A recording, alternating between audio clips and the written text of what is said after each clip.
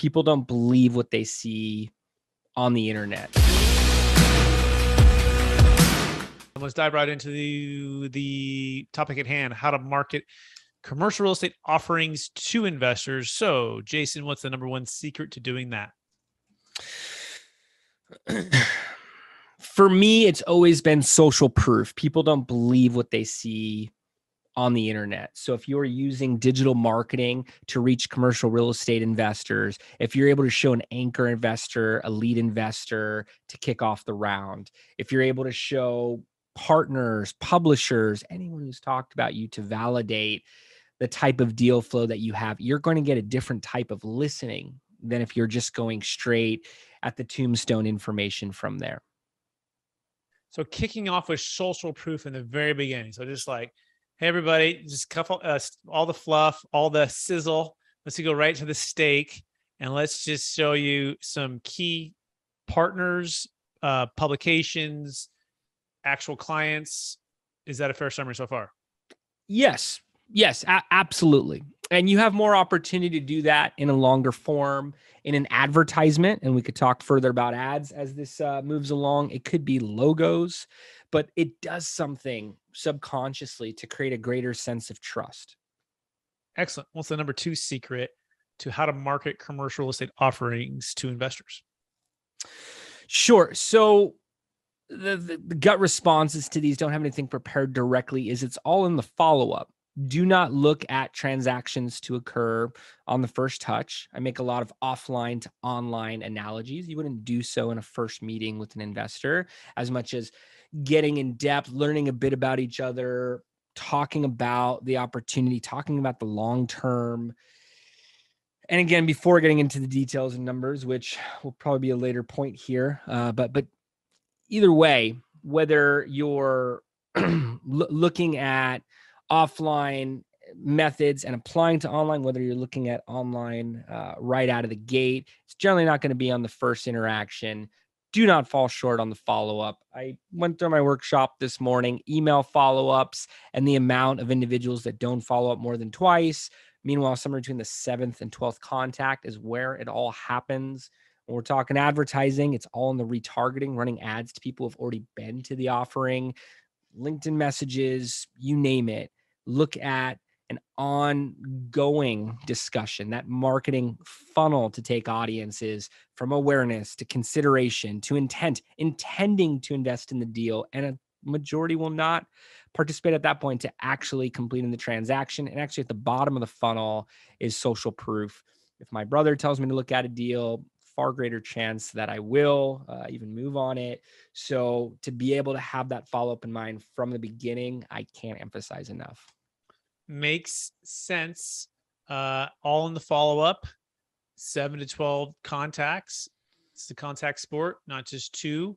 And you want to be able to know that you're not going to get it all done in one contact or one meeting. Is that a fair summary so far, Jason?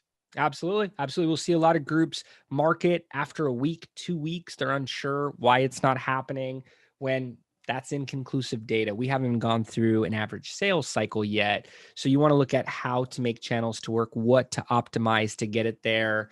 And don't sell your brand short. Don't sell the deal short. Don't lose traction during missed follow-up opportunities. Excellent. What's the number three secret to how to market commercial real estate offerings to investors? Make the deal as attractive as possible. Visuals, everything about the deal points, direct value. Speak to the audience's benefit. They care more about that than anything else. Try to put yourself in their shoes. I recommend doing a thorough strategy and having a competitor marketing audit in there. Be familiar with the other deals that they may be presented with. From a digital standpoint, you're able to see advertisements, you're able to see other deal flow that they're likely going to be seeing in the same sessions that they see your marketing on a website, on an app. So be very familiar and make your deal look good. Make it stand out beyond that. Got it. So look at your competitors, make sure that your offering, your visuals, your presentation is going to be attractive as possible. And not just attractive, make sure you're speaking to the benefits that they're going to have. Is that a fair summary? That's correct. what is the number 4 secret to how to market commercial real estate offerings to investors? Sure. So I started touching on strategy there. I'd actually like to go back to that because that's where all good campaigns come from. It's less of a sense of, hey, let's try this one thing, see if it works. If we don't gauge immediate performance, we're stopping it. There's a model I've built called the 8-point plan, written about in Forbes. They had workshops just on this. I was mentioning competitor audit. That's number 2. You want to get a firm sense of what else is going on between the investor and the market, how you're entering those conversations. From there, you can map out audiences, marketing channels, the messaging and visuals that are going to go into each channel, strategic partnership opportunities that can fast track this, and most importantly, projections in an algorithm, impressions, clicks, and conversions. How many times something's going to be seen, how much traffic it's going to produce, how many conversions, whether that's a lead, lower funnel conversions lead to investment that you're anticipating to see based on industry average conversion rates, performance rates all the way through for each channel. So you could identify key drivers, scale up what's working intentionally, ramp up the amount of leads, the amount of investors you're getting once you're seeing those pockets of performance. Alternatively, if a channel is under delivering, you're able to pinpoint where in the performance cycle to focus, where you need to enhance and get a better result, a better response. So aligning on all of this with whoever you're working with on it, whether it's an in-house marketer, or even whether it's what you're doing on your own and you're just whiteboarding it out and looking to see what you're going to measure. The only way to measure is with numbers. Have that algorithm broken down, start there, look at it long-term, as we've mentioned. You wouldn't believe how many groups, even at the high level, skip these steps. It probably sounds similar to, outreach. I've heard real estate examples that are door to door, picking up the phone, cold email, LinkedIn, what have you.